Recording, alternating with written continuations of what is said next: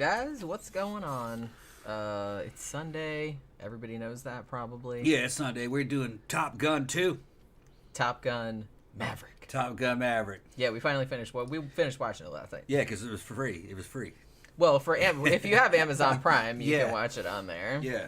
I do kind of wish we had seen this in the theater. Like, I'm not going to cry about it or anything like that, but because I kind of feel like we watched half of it on Thursday night, I feel like. And then we watched the rest of it last night because it's kind of long. It's like 2.5 hours or whatever. And I will say I liked the second half a lot better. Like, once it got into all the aerial shit and, like, all the dogfighting and, like, the actual mission and everything, that was, like, badass. I really like that. Yeah. You know what I mean? It's a good flick. Yeah, okay. The quality's top-notch. Tom Cruise does some really good acting in it. It is nostalgic. Yeah. All right? It is a nostalgic movie, and they're trying to bring back kind of like that military action drama kind of segment, or that kind of movie that they used to have back in the 80s. Yeah. That's basically what they're doing. What do you call it? A genre. Yeah, it's kind of like that genre. I think it succeeded. Yeah, big time. Yeah, this shit was a fucking blowout at the box office, and I can see why. It's traditional. There's nothing fancy about the storytelling in this. It's pretty straightforward. I almost kind of want to say basic bitch, but that's the way this genre was. Yeah. So I think that was the right call, not to get real artistic with this. Real good flying action sequences. And then, Maverick gets shot down. I think he gets shot down twice, doesn't he? And steals airplanes and fucking steals enemy airplanes. So, but it's pretty cool. Carryover from the Mission Impossible movies, I feel like. Yeah, that's the thing. I don't know if you know this, but this was directed by Joseph Kosinski. Mm-hmm. And he was the same guy that directed Oblivion. Okay, which was the other Tom Cruise movie. And he also did Tron Legacy, which I haven't seen, but everybody said that was really good. That's the second one, right? Yeah. Yeah, it's pretty good. That was like I didn't see it. It was pretty good, yeah. And it's got Jennifer Connelly in it. She's fine as fuck, man. She's looking fine. Man, she still looks great. Yeah. She's my age, I think. Yep. Or she might be a year older. I think she's a year older than I am. She was always fine. Yeah, she's my whole life that girl was fine. Yeah. And she still is. Yeah, she looks fantastic in this. I remember how gorgeous she was in The Rocketeer. Yeah. She's probably in her 20s, And really, her beauty hasn't faded. She's a Who does not love Jennifer Connelly? She has got to be. She is like one of the most beautiful women on earth. She's a cougar. She still is, even though she's. I think she's 51. Because, like I said, I'm pretty sure she's about my age. She was great in Alita Battle Angel too. Another one of my favorite movies. The interesting thing, while I was watching, because I haven't seen the original Top Gun in a long time. Because, like I said, I don't. It's fine. It's a fine movie, the original one from '86. But it's like I don't love it or anything like that. But I was wondering, because in Top Gun Maverick, there's like they have to have the romantic side plot, because that's just what you did like in 80s blockbusters, and they're kind of trying to homage that a little bit while also updating it. But so she's like the love interest, and they're talking like her and Tom Cruise's character Maverick are talking like they had like this big long history, and I was just kind of like, well, was she even referenced in the first movie? So I looked it up, and she wasn't actually in the first movie, obviously, because in 1986 I think Jennifer Connelly was only about 16 years old, or no, like I said, she was probably the same age as me, so I was 14, so she was probably 15. So yeah, that would have been weird, but her character Penny was mentioned as, I think that Goose says something like some offhand comment to Maverick that, that Admiral's daughter that you got with, or whatever. So that's who, so they actually did like take just an offhand comment from the first movie and like made her an actual character. So I thought that was kind of cool that they did that, because I was like, now are we just pulling this out of our butts or what? Because it's been a while since I've seen the original. But I like that they kind of had that continuity with it, because I guess they didn't, I mean, Kelly McGillis is still around, but I guess they didn't ask her to be in the movie. They didn't ask Meg Ryan to be in the movie either.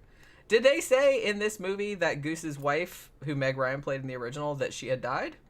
I didn't catch any of that. Because I was watching like a video essay about this, and they said something about, they mentioned that she had died like in the interim between the two movies, and I'm like, I don't remember hearing that, but it's like, it's possible I could have missed it. The movie's kind of typical of the genre.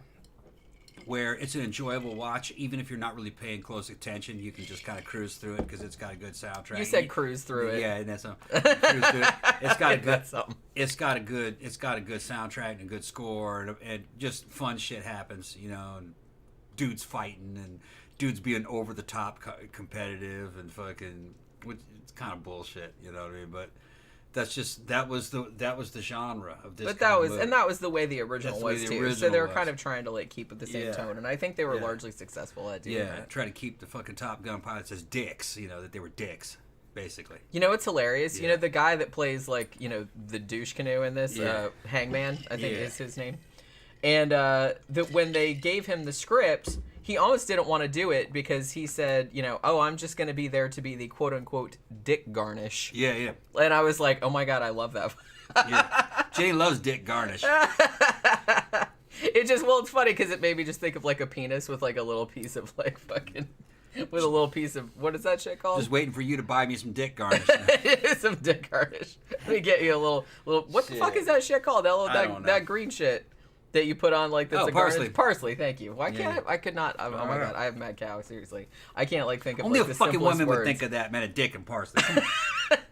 Well, what? That's the first thing I thought of with dick garnish. I thought of just like with a a little piece of parsley like sticking out the end.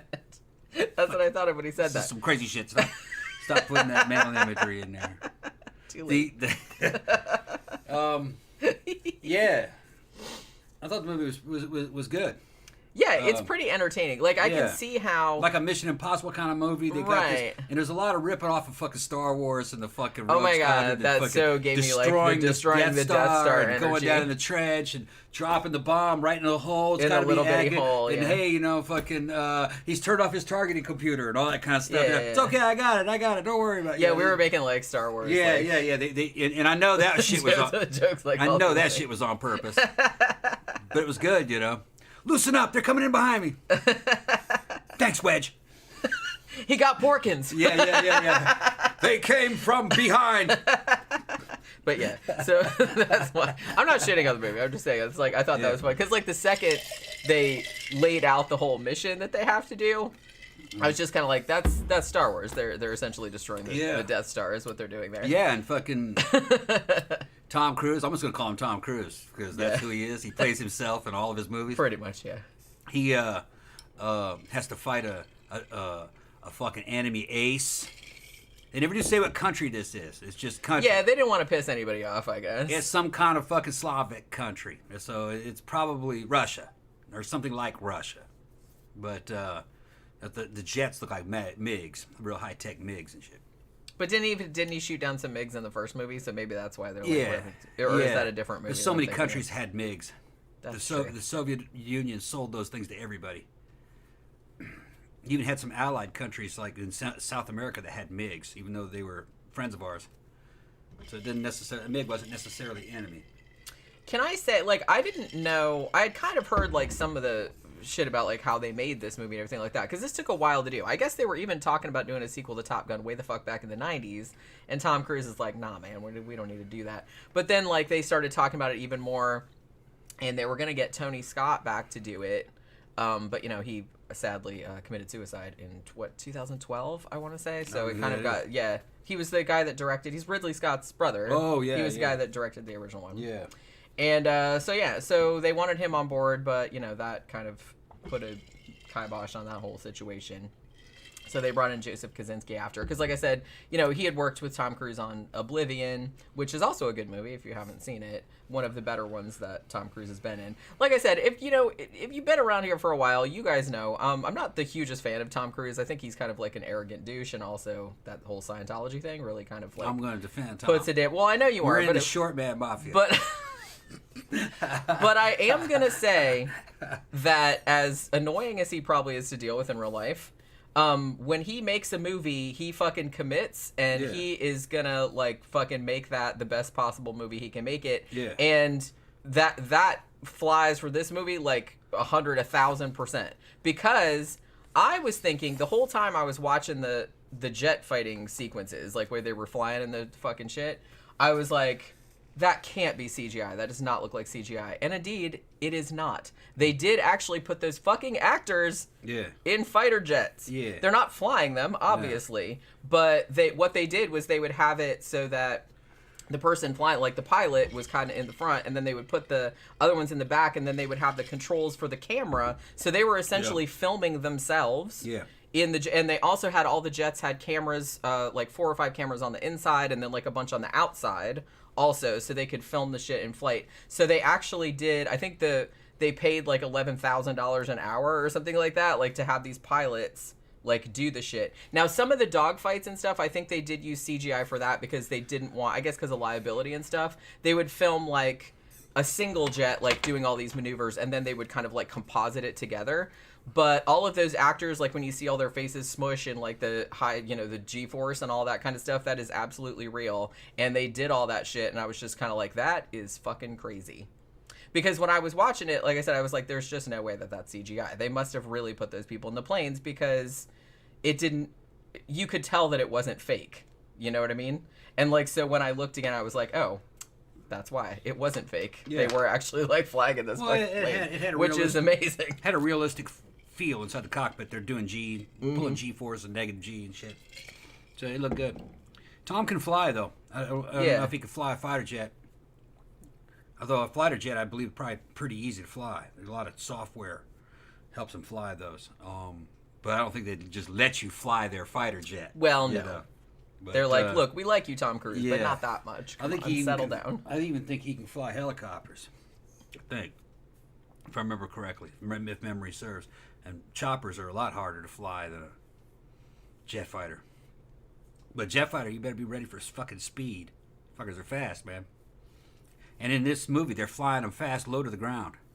Yeah, because that's kind of part of the mission, is that they have to go.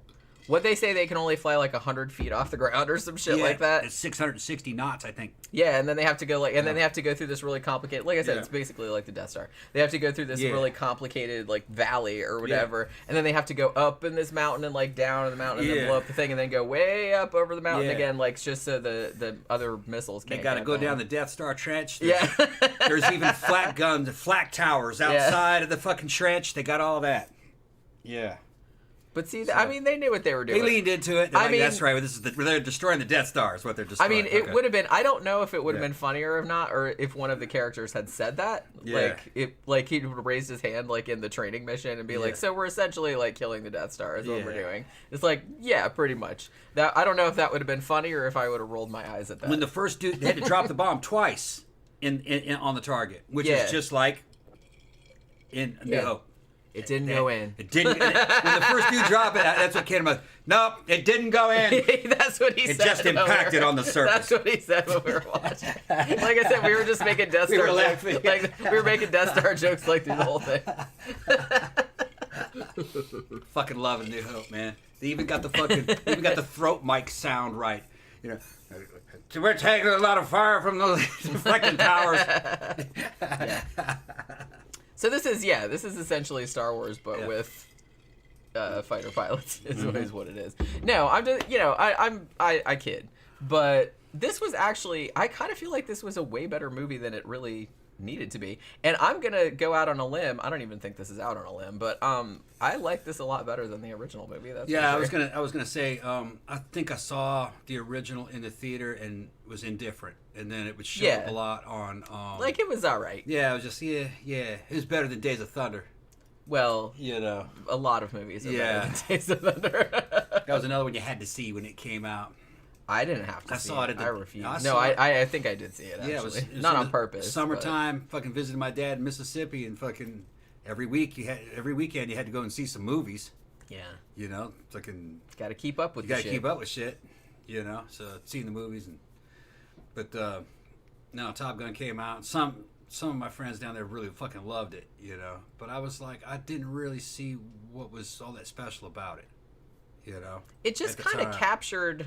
Yeah, I don't know. I was watching something earlier, and they said something like... mainstream as shit. It was, yeah. Which, like I said, even back in 1986, I wasn't really about that. Right. And like I said, I'm not a big fan of movies that just have, like, a bunch of cocky assholes. Yeah. As characters, because that mainly just makes me want to punch their faces. So... And this has a little bit of that, but you have, you know, the Dick Garnish character, that's what we're going to call him, Hangman. But he's really the only one. The other ones are mostly just pretty much normal. Yeah. They do kind of like fuck with each other and stuff, but they're not as much of a jerk as he is like, yes, I'm awesome. Yeah. Thank you for asking. You know what I mean? And I'm just like, oh my God, shut up. But he, I mean, you know, he has like an arc too, and he gets like more normal. He's probably like still a douche at the end, but he's like less of a douche, maybe like 2% less. Yeah. I don't know what Top Gun pilots are actually like. I'm ex-infantry from airborne infantry divisions, and my squad leaders and a lot of my friends ended up going to fucking ranger schools, and some of them boloed out, some of them came back with tabs and shit. Our version of a Top Gun infantry would be a ranger, army ranger. Yeah, they were dicks, but they weren't that kind of dick. They were evil. They came back kind of evil. Yeah, kind of cross between a damn convict and something out of the SS. Is kind of what they were like. Evil little fuckers. We used to call them skull people because they'd come back from fucking skull people. Skull people, yeah. He's coming back like a fucking skull, because they come back out of ranger school so fucking emaciated because it just strips so much muscle and fat off of them because they starve them, you know, and they come back cruel. Yeah. But experts at being a dick, you know, and being mean. Well, see, I always kind of feel like the character of Hangman in this, and to a smaller extent, like the characters in the original movie too, I've always found in my experience that people that are like real over the top cocky like that usually can't do the shit that because they're overcompensating. Yeah. So it's like it's kind of unusual to come across somebody who can do all that cool badass shit and is still like that. Dudes who made it through Ranger selection and went to Ranger school left fucking scared. Because they weren't scared of the school, they were scared of failure. Yeah. Yeah, because they come back and you're like, oh man, you didn't make it. They spent all that money to send you there and you fucking blow it out. You know, that kind of shit. Fucked it up. You never really live it down. So it's an all or nothing, you know. Back in the 90s, that's the way it was, early 90s. It was all or nothing. You either came back with a fucking Ranger tab or you didn't fucking come back. Some of those guys recycled several times. No, let me try again. Some of them just quit. Came back in shame, you know? Yeah. Oh, yeah. Terrible. That's the fucking hardest school. Harder than fucking physically and mentally harder than Special Forces. Special Forces is hard, too. It's longer, more intellectual and shit. Ranger's just about how much damage you can take, you know? Can you walk yourself to death? Can you go without sleep for a long, long time and pull infantry patrols and shit? It's just torture, really. It's a nut check. And they come back, they don't know anything other than what they knew before. They're just battle proven, you know, learning their limits. That those dudes will actually just kill themselves, basically. That they'll kill themselves to get the shit done. Yeah, that's all they want to know. Camp Guy said, I didn't buy the Jennifer Connelly character as a barkeep bar owner at first, but it grew on me through the movie. Yeah, I actually did really like her. I would argue that, you know, not every movie has to have you know, a romance subplot. But the original one had it, and so they were kind of like getting with, and I can kind of see that they were trying to show that Maverick had like matured, because they kind of make a lot of implications that he had, that him and Penny, Jennifer Connelly's character, had kind of like hooked up at a bunch of points in the past, and he kept like fucking her over. And so, like, at the end, you're led to believe that he's finally got his shit together and he's going to stay with her now and stuff like that. So I get that, you know what I mean? It's very, like you said, it is a very mainstream movie, but that's obviously what people like, because this was the second highest grossing movie of 2022. It made $1.5 billion. That's billion with a B, all over the world. And that's even after, like, I don't even think it got released in China. So that's, like, not without them watching it. It still made $1.5 billion. Yeah. Do you know what? And I was kind of curious. I was like, well, what was the number one then? It was Avatar. And I was like, really? Okay. I didn't hear as many people talking about the new Avatar movie as I did the Top Gun movie. But I guess, like, somebody went to see that shit because that made even more than $1.5 billion. So I was like, okay, fair enough. But I can see why. Like I said, I kind of feel like this struck a really good balance, I feel like, between it had all the shit, like, you know, all the fan service that you would expect, like, if you were a fan of the first movie. Like, it had kind of, like, the camaraderie. It had, you know, a scene where they're all, like, on the beach with their shirts off, like, playing football or whatever the fuck. You know, it was volleyball in the first movie. But, you know, they had another scene like that. So it had a lot of, like, equivalent stuff. Like, you know, it had the romance thing. It had, you know, similar kind of plot beats. But I feel like it also... I thought it went a little bit deeper with the character work. I'm not going to go too far in that direction because it's not like some fucking deep character examination or anything like that. But it had a lot more emotional resonance, I feel like, than the first one did. And I think that was, like, Tom Cruise, he actually kind of did lean into his roles. Like, I'm an older guy now I've become the instructor, and he has, like, a lot of regrets in his life and shit like that. So his character was, like, a lot more... You know, he had a lot more depth or a lot more, like, interest to him, I guess, than just kind of like this young, hotshot, cocky motherfucker that was just trying to be better than the other dude. It's a much better movie than the first one. It is. I kind of feel like it is, which is crazy because it's like, I feel like they had been throwing the idea of this around for so long, for like decades, and then everybody now they're like, dude, it's like 2022, it's like too late, that movie's like so old, and you know, we're getting the same guy, and what the fuck is that about? But then like it comes out and just like blows everyone's socks off. Thing is about the first Top Gun movie, I always put it in the same category as fucking Roadhouse. You know what I mean? Remember that movie with Patrick Swayze, Roadhouse? I kind of love Roadhouse. It kind of had that tone to it. It's so cheesy. Yeah, I thought Top Gun was kind of cheesy and was cheesy. Kind of about nothing, really. It was cheesy. Not much happens in it that I think, you know what I mean? Like, they had some dogfights. I don't even think anybody got shot down. Maybe they did. I don't think they ever got... Yeah, maybe they did get some... I barely remember what happened in the first movie. I haven't seen it in a long time. Some skirmish somewhere. There wasn't much plane action to it from what I remember. Or nothing that really stuck with me. Because they were just students then, right? Yeah. They were like, you know... They went to Top Gun school and then something happened later on. They had to do something. I don't remember. The guy got killed during training too. I just didn't think there was much to that movie. At the time, I was like, there's not much to it. This one is delivered. They're trying to do Star Wars. Yeah. Basically. I mean, it's just and like a Death big Star run. crowd-pleasing. Yeah, the Death Star And I run. will say that, like, toward the end, and I think this is a credit to, you know, the filmmakers and the actors who were actually willing to get their asses up in a fighter jet, and, like, because I would absolutely not do that. I'd be like, yeah, no, thank you, I'm quitting. But you get some other motherfucker to go up there and do that shit, because I'm not doing it. But the fact that they got everybody up there to do that, and, like, the way that they shot it and everything like that, it really kind of, like...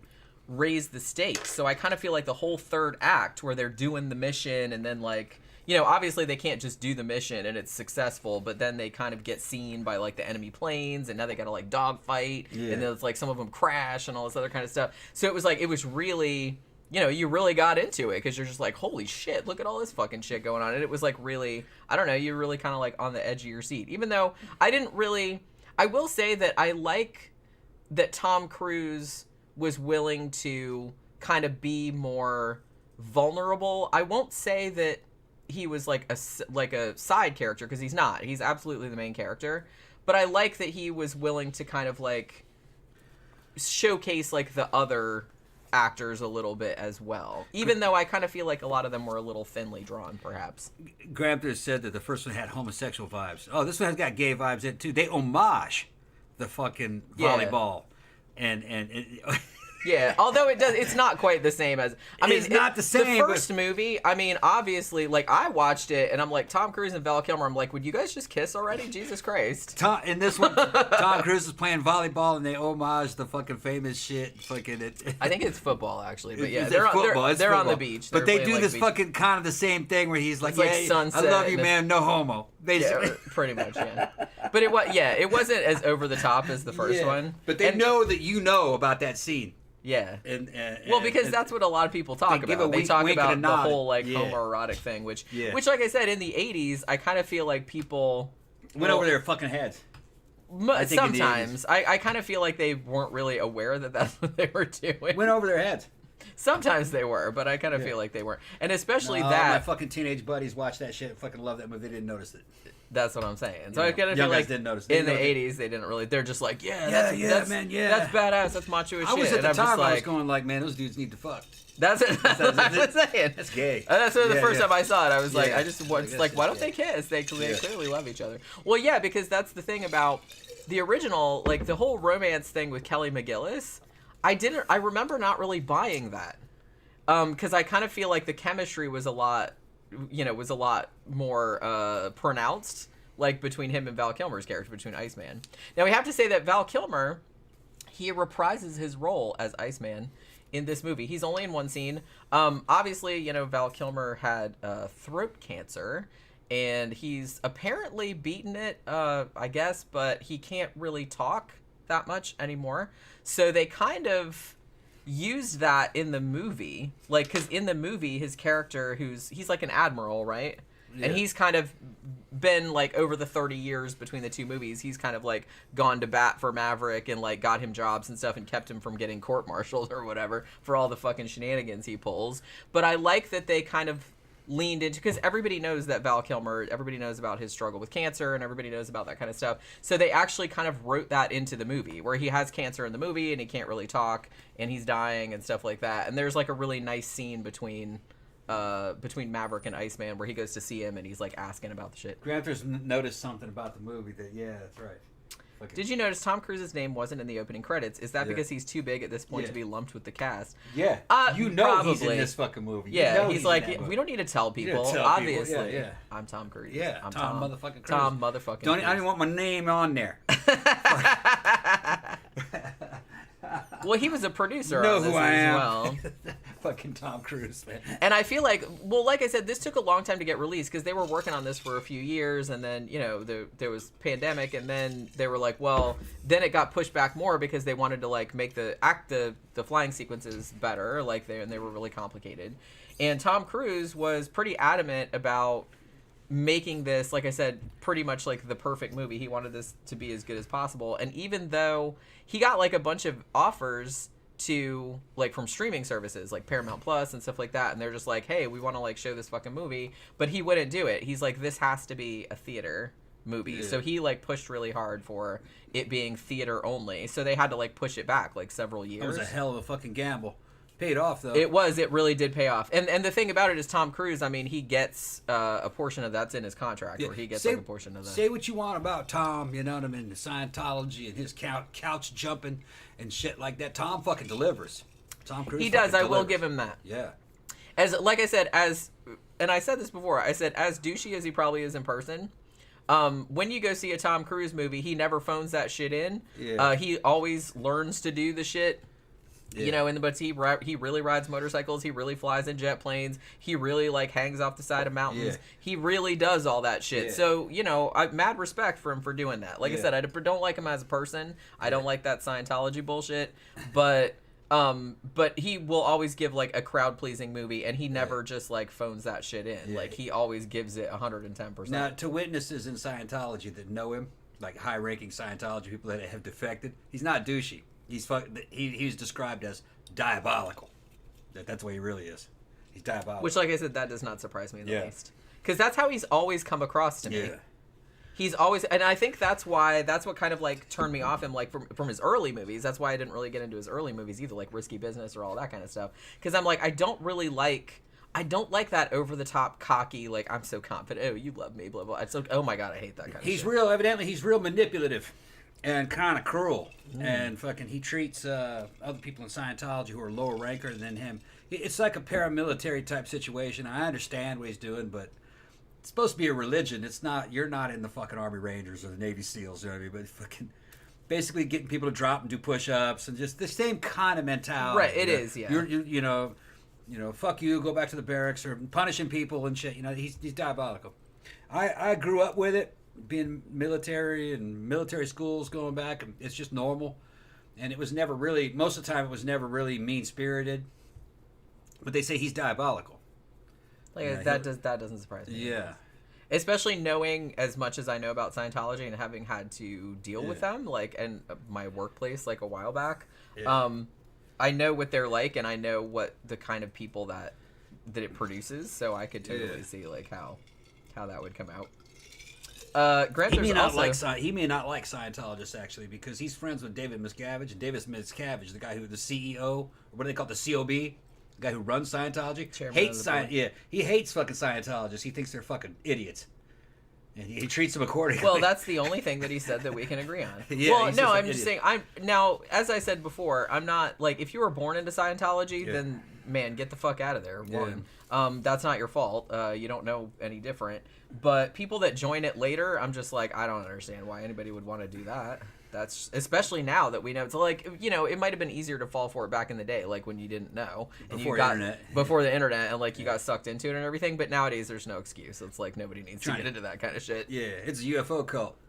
Essentially, that's gonna take all your money. Yeah, that tries to teach you fucking psychic abilities, like a force or something. They call we made a lot of OT powers jokes while we were watching this too. Right. Like I said, it's a good movie, but it's like because I'm such a big fan, because I've watched Mystery Science Theater for so many years, it's reflexive. I can't watch a movie, even if I love the movie, I just keep making like snarky comments about it. I can't help it.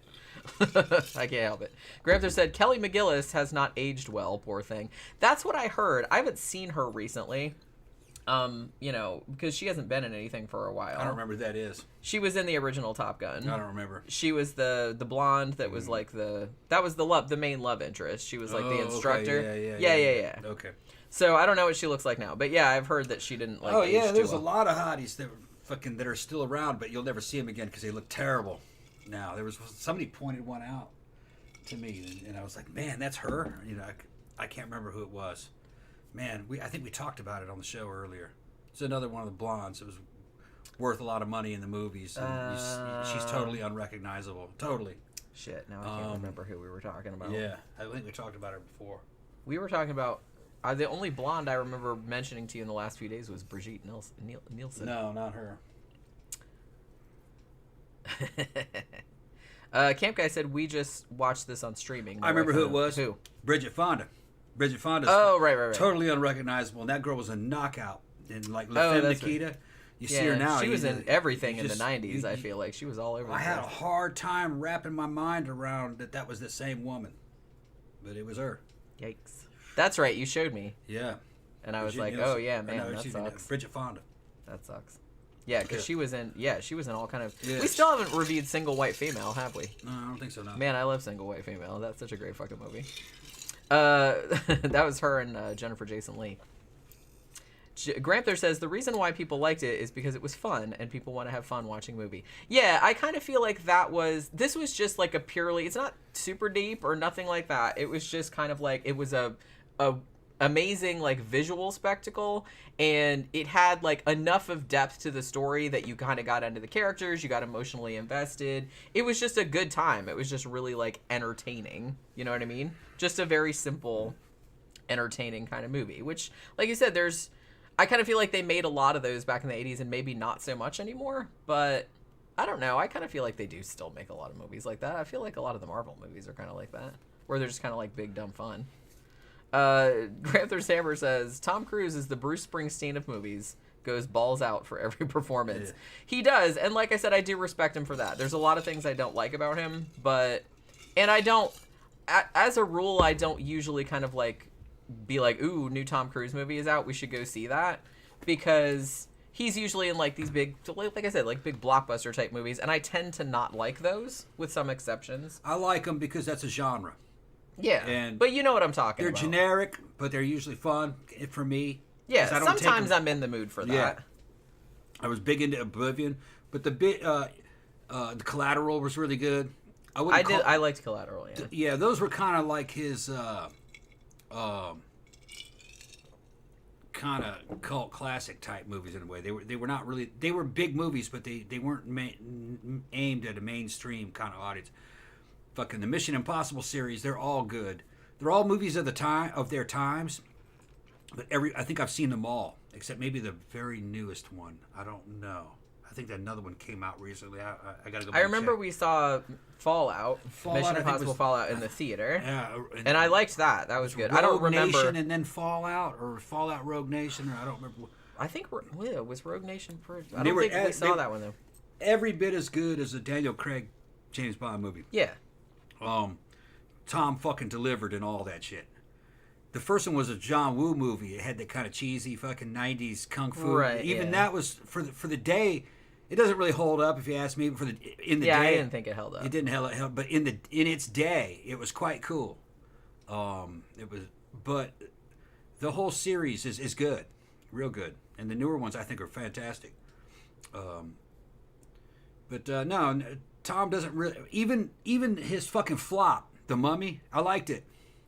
I did not. I liked it. It was just a big dumb monster movie with a head. It was that for sure. Yeah, it had all the monsters in it. It was kind of like League of Extraordinary Gentlemen, and fucking The Mummy was fucking blowing up whole fucking cities with sandstorms and as mummies faces do. in it. Yeah, just crazy shit, man.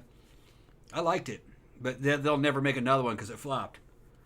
They were going to make a whole series, a whole universe based on that. They still kind of did that, but they just went a different direction. Because they made Invisible Man, with Elizabeth Moss, but they just, went, a more indie movie direction or, more art house kind of, which I am more in favor of that. Because, like I said, The Mummy, I don't think that they needed to make another big budget movie, because they already did those, with the Brendan Fraser series. Those adventure movies. I think that was good, but, those were fun. But I don't think we needed more of that. I think if you were going to remake The Mummy, make it more like the original, like the Boris Karloff one, more of a mystery or that Some of those characters in that were really good. Russell Crowe as fucking Dr. Jekyll. Man, that was a fucking badass scene. And we started slipping into Mr. Hyde. I was slipping right along with him. I was like, yeah, that's right. Yeah, that's how Tom do. That's how I go. And wait a minute, hold on, where am I going now? Oh, shit. That's how Tom do. Mr. Hyde, I liked it, man. I could have watched a whole movie of Russell Crowe. See, I kind of wish the whole movie had been... Russell Crowe's Russell Crowe as Mr. Hyde. Yeah. Although you could argue that one movie that we saw with Russell Crowe doing that fucking road rage crazy shit. Remember that? That's pretty good. You could argue that was a whole Mr. Hyde. That was pretty good. Evidently, I actually did like that. He's coming out with an Exorcist movie. I think it's this month.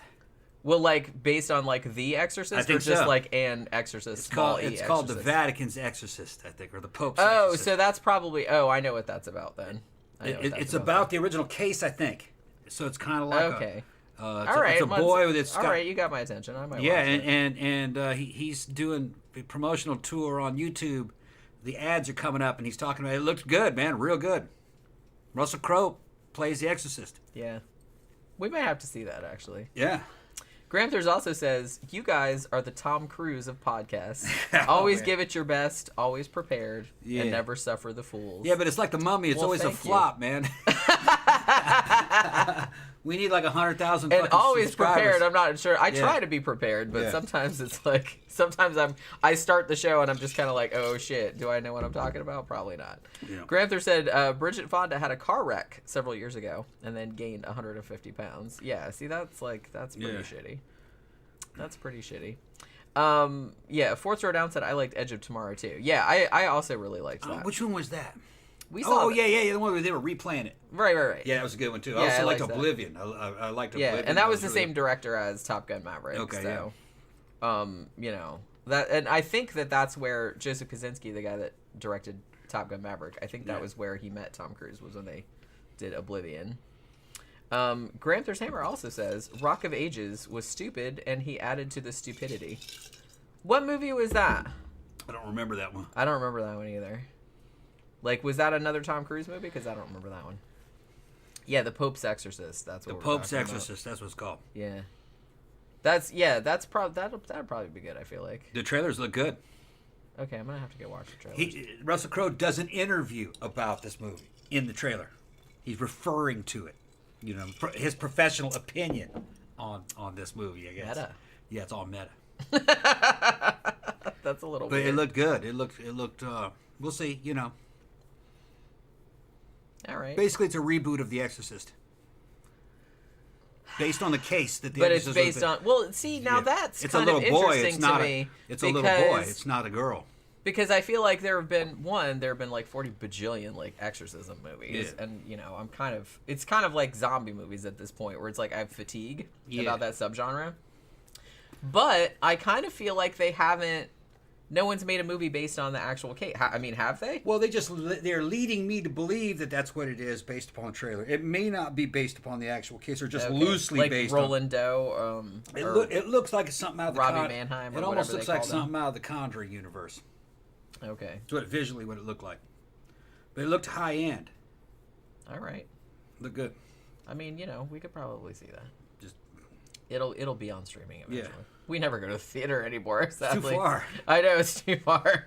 We live out in the middle of fucking nowhere now. Yeah. So it's just kind of like... Don't ever build a theater around here. Probably not. There's not enough people. Not the market. I mean, I do like seeing stuff in the theater. And like I said, I kind of wish I had seen this in the theater.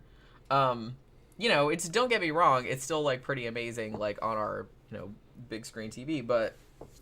One day I'll get and with the sound bar... But I kind of feel like seeing this like in IMAX or something like that would have been fucking mind-blowing. Yeah. Although probably, I told him while we were watching it, like during all the flight sequences and stuff, I said, if we'd seen this in the theater, I probably would have thrown up in my lap. Because of all the fucking, ugh. One of these days I'll go down to Sam's and when we have the money, and I'll get a fucking huge one. Take up the whole wall. Yeah, like almost the whole wall. The bedroom will be a movie theater. Okay. Imagine the porn. I don't need to see porn that big. Okay, all right. Dick the size of a Volkswagen Bug. I don't need to see everybody's pores and all that. It's pretty gross. Funny. It's like see all their ingrown hairs and all that. HD and shit. Nose hairs. It's like, look, they've got a booger. Yeah. So you want to go ahead and make it a wrap? Yeah. Hold on. He says Rock of Ages. That's a movie I asked about. He said Tom Cruise played Stacey Jacks, a ripoff of Axl Rose, in this stinky turd of a movie. Oh, okay, now I have to see it. Yeah, I vaguely remember that. What year did that come out? 2000. Man, did they like bury it? Because it's like 2000s. I don't even remember hearing about that one. Was it a comedy? That's what I want to know. Sounds like a comedy. I mean, Tom Cruise can do comedy, right? Like sometimes, but he doesn't usually. I kind of feel like action movies are his. The worst one I remember is the one where he's playing the bartender. Cocktail. That shit was stupid. I think I saw that in the theater. Yeah, actually. I think that was targeted towards women. Well, I'm a woman and I didn't like it. You didn't like it either, yeah. No. I didn't like it. I can barely remember it. I erased it from my mind. Like I said, all I can remember was Tom Cruise like smirking and flinging drinks around and stuff, and I was just that's the only impression I was left. It might have been Tom Cruise's response to Coyote Ugly or something. I thought Coyote Ugly came out like after that though, because yeah. Cocktail was. That's old. Yeah. I mean, that came out in what, like 87, 88, 80s. something like that. Late 80s. Yeah. I think it was 87. Yeah. But yeah, I remember not really liking it all that much. Because like it was just kind of Ugly was like early 90s. Yeah, I kind of feel like that was like a 90s film. Yeah, it was like 92, yeah. So, if anything, Coyote Ugly might have been ripping off Cocktail. Yeah, maybe. Which is crazy. I don't really know. I don't think I saw Coyote Ugly, actually. He was great in Rain Man. Yeah. Tom Cruise was great. Like I said, and we've said this before, he can act. I'm not saying that. He can do shit. But it's just most of the time he just chooses to be in... Yeah. He's like, I'm just going to be like smug motherfucker, TM. That's kind of like his entire character, Imagine if Tom Cruise got the role of Batman. Batman. I'm imagining 5'5" Batman. I mean, don't, Oh shit, here we go.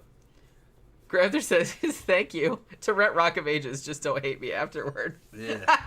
You could probably see that for free. I mean, I could have like a really good time with that, I feel like. I mean, if it's as bad as you say, then I'm kind of like looking forward to it because I think that'd be good. Okay. All right. Now, like I said, now I'm really curious. Now I want to see it. Because I feel like everybody, like, and nowadays, like, every time he's in a movie, everyone's, like, creaming themselves over, like, how awesome it is. Yeah. So, he's really having kind of, like, a renaissance, even though he's in his fucking 60s now, right? Which, I think he is, yeah. Yeah, I think he's 66. What's funny about him is that he doesn't look like an old guy. He looks like a young guy that's old. That's a weird thing about it. Yeah, that's what we were saying when we were watching. He doesn't look like an old guy. He looks like a young guy who happens to be old. It's like a weird kind of... Because in this, yeah. His hair is too dark, and a guy his age doesn't have hair that thick. It's just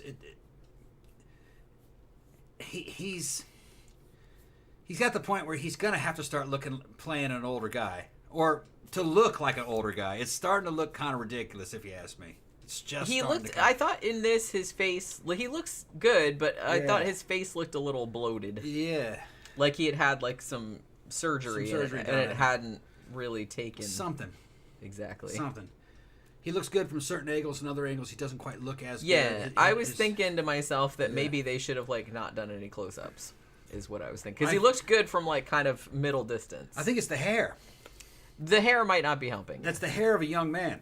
Yeah. He needs to have the hair of a 60-year-old if he's going to have hair, or just shave himself fucking bald. Yeah. It looks a lot age appropriate. To have a fucking full set of dark hair, you know that shit's fake at 60. At 60, your hair is going to be. I mean, it's not salt quite like pepper Steven maximum. Seagal level, but Yeah. where he just like Right. paints it on with shellac or whatever it is that he does. Now, in their defense, it's like, well, it's the movies, it's fantasy, you know. Okay. But I'm just going nuts. Hair plugs, man.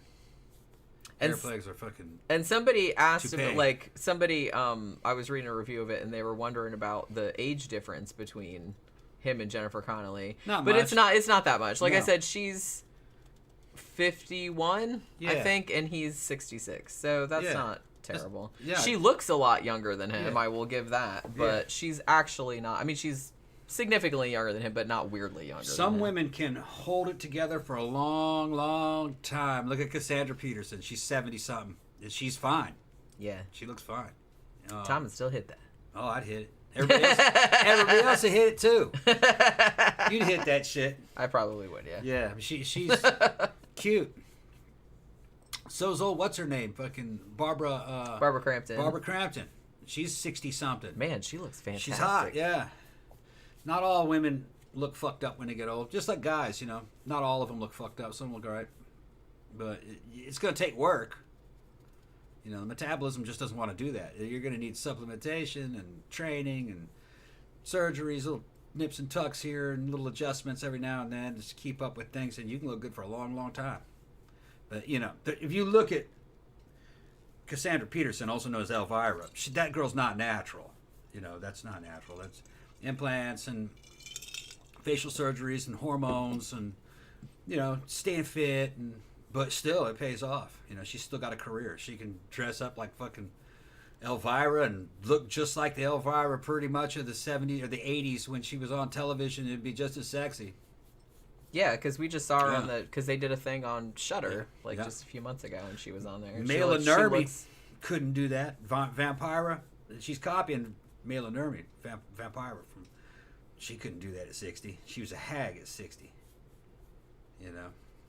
Well, in their defense, they didn't really have a lot of the same knowledge back then and a lot of the same access to shit that we have now. I don't think Mela had the money. I think she died selling handmade jewelry on welfare up in her. Yeah, which is sad because she's like such an icon.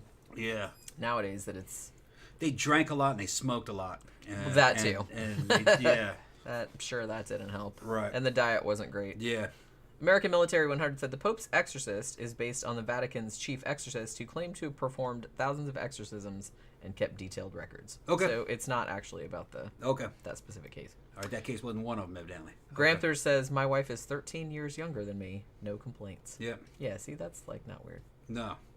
15 or... Some guys in their 50s marry the second wife, and the second wife's 20 years younger. That happens too. Now, you know, they may only be together for 10, 15 years. It depends on the situation. Just, you know. I think Steve's wife is nearly 20 years younger than him. Our friend Steve. Yeah.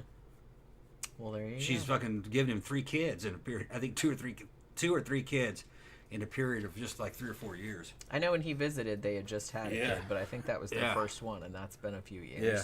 So I don't know if they've had any others ones. I think he's got 3 now. Well, shit. That escalated quickly, didn't it? He's putting a dent in it, man. Having all kind of little Steves running around. All right.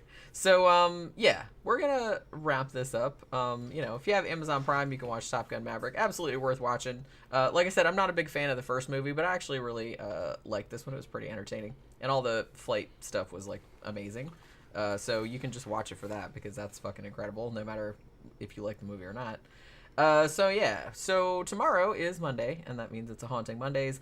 I think we're going to go back to Season 2 and discuss The Attic. Because, no, that's Season 3. Season 3. Episode 2. That's why I got confused. Because I think we watched it a while back, and we were going to do a show about it, and I don't think we ever did. So I think that's one of the ones that from the first 4 seasons that we haven't covered yet. So that's probably the one that we're going to do. So, you know, I'll let you know if anything changes. But yeah. All right. So hopefully you guys can join us for that tomorrow evening at 7:30 Eastern Standard Time. And thanks for dropping by today. Thanks for the money to rent Rock of Ages, because now I really want to see that because I was like super curious. So yeah, we will see you guys again tomorrow night. Good night.